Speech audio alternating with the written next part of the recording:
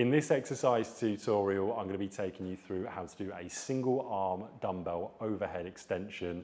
I'm going to be using a dumbbell in my right hand for this, and I want you to get the dumbbell into the rack position to start off with. So simply put, I've got my hands in the middle of the dumbbell.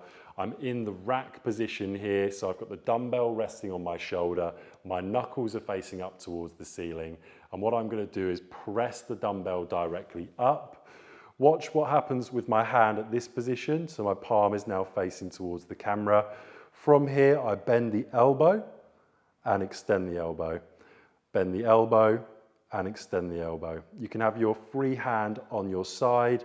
You can have it on your hip, whatever you best prefer. You can even have it on your shoulder to assist the movement if you find the shoulders moving too much and helping out the tricep. So you can see that side on. So I've got myself in the rack position.